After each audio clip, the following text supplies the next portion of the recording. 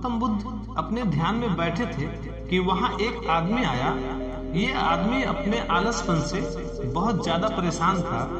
आलसी आदमी गौतम बुद्ध से बोला, महात्मा जी मेरी मदद कीजिए, मैं अपने आलस से बहुत ज्यादा परेशान हूँ। आप ही कोई उपाय बताइए जिससे मैं आलसीपन से छुटकारा पा सकूं। गौतम बुद्ध ने उस व्यक्ति से कहा, पहले मुझे ये बताओ कि तुम्हें क्यों लगता है कि तुम आलसी हो। आलसी आदमी बोला, सिर्फ मुझे ही नहीं, मेरे परिवार वालों को और मेरे आसपास के सभी लोगों को ऐसा लगता है कि मैं आलसी हूँ। गौतम बुद्ध ने फिर उससे पूछा, क्या तुम जानते हो आलस्य क्या होता है? आलसी व्यक्ति बोला, नहीं, मैं नहीं जानता, किंतु मैं इतना जरूर जानता हूँ कि आलस बहुत बुरी चीज है। इसकी वजह से मुझे बहुत ज्यादा नुकसान हुआ है जीवन में। गौतम बुद्ध बोले, जिस परेशानी से तुम छुटकारा पाना चाहते हो, पहले उसके बारे में पूरी जानकारी ले लो और उसे छुटकारा पाना आसान हो जाए। आलसी व्यक्ति बोला, गुरुजी, इतनी बुद्धि तो मुझ में नहीं है, आप ही मुझे इस समस्या के बारे में जानकारी दीजिए। गौतम बुद्ध बोले, आलस एक मानसिक अवस्था है, एक विचार है जिसे जाने अनजाने में हम खुद ही जन्म देते हैं। आलस्य दो मुख्य कारणों की वजह से ही जन्म लेता है, एक है शारीरिक और दूसरा है मानसिक।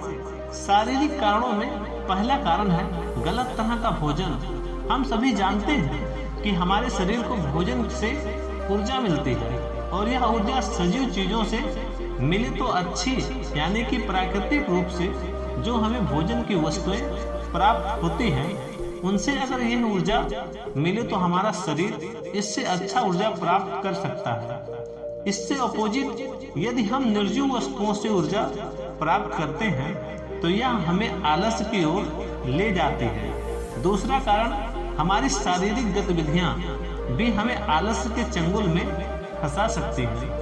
गौतम बुद्ध ने आलसी व्यक्ति को अपने शिष्यों की तरफ इशारा करते हुए कहा कि देखो, इनके चलने फिरने बैठने के तरीकों में तुम्हें कुछ अलग नजर आ रहा है। जब आलसी व्यक्ति कुछ समझ नहीं पाया तब गौतम बुद्ध ने उससे कहा, मेरे शिष्य जब भी बैठते हैं तो वह रीढ़ की हड्डी को एकदम सीधा रखते हुए बैठते हैं। चलते हैं तो उनके दोनों पैरों के बीच अच्छे से संतुलन बना रहता है और जब वो सोते हैं तो उनका शरीर एकदम शिथिल रहता है।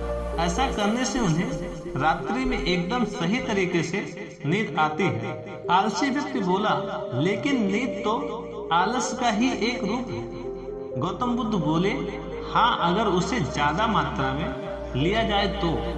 बुद्ध ने इस बात को आगे बढ़ाते हुए कहा, नींद कम मात्रा में लोगे तो तुम्हें अगले दिन थकान महसूस होगी और ऐसा करने से ज्यादा आलस शरीर में आएगा।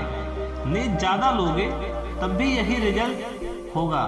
इसीलिए नींद को ना ज्यादा ना कम, एकदम सही मात्रा में लेना अति आवश्यक है। आलसी व्यक्ति बोला, हाँ, यह तो मैंने भी अनुभव किया है। गौतम बुद्ध बोले, अब मानसिक कारणों के बारे में जान लेते हैं। मानसिक कारणों में सबसे पहले यह है कि हमारी पुरानी गलत धारणाएं। अक्सर ऐसा होता है कि हम पहले जिन कामों में असफल हो चुके हैं, हमारे अंदर ऐसी भावनाएं बन जाती हैं कि हम उस काम में हमेशा असफल होते रहेंगे, जिस वजह से हमें उस काम को करने में आलस आता है। ऐसी धारणाओं से छुटकारा पाने का एकमात्र उपाय ये है कि हमें अपने मन को ये समझाना चाहिए कि पिछली बार जब हम उस काम में असफल हुए थे तो हम उसके बारे में जितना जानते थे, अब हम उस काम के बारे में उससे ज्यादा जानते हैं, क्योंकि असफल होने के बाद हम उनसे काफी कुछ सीखे भी हैं। बुद्ध बोले, दूसरा कारण है आलसी और कामचोर लोगों की संगत। कई बार ऐसा होता है कि हम आलसी नहीं होते हैं, मगर जिनके साथ हम रहते हैं हम उन जैसे बनने लगते हैं। इससे छुटकारा पाने का उपाय बहुत सरल है। कामचोर और आलसी व्यक्तियों से दूर रहो। ऐसे व्यक्तियों की संगत में रहो जो अपने काम को बड़ी लगन से करते हैं और तुम्हें कुछ सिखा पाए। फिर गौतम बुद्ध ने आलसी व्यक्ति से एक सवाल पूछा, मान लो तुम किसी रेगिस्तान में फंस गए हो और तुम्हें प्यास लगी हो तो तुम क्या करोगे?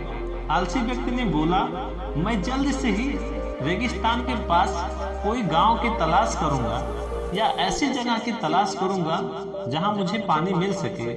गौतम बुद्ध बोले, अगर तुम्हें काफी देर ढूंढने पर भी पानी ना मिले तब तुम क्या करोगे? आलसी व्यक्ति बोला, मैं तब भी अपनी तलाश जारी रखूंगा, क्योंकि ऐसी स्थिति में मेरे पास कोई और दूसरा विकल्प ही नहीं है। गौतम बुद्ध बोले, बिल्कुल सही, और यही है मानसिक स्तर पर आलस का अगला कारण। किसी भी निश्चित लक्ष्य का ना होना यह भी आलस की ओर ले जाता है। अब गौतम बुद्ध अगले रीजन के बारे में बोले, सोचो कि तुम्हारे पास काफी सारे सोने के पोटली हैं जो तुम्हें एक जगह से दूसरी जगह ले जाना है। तुम चलते चलते थक जाते हो और किसी पेड़ के नीचे बैठ जाते हो और तभी दूर से तुम्हारी तरफ दौड़कर आ रहे डाकू दिखाई देते हैं।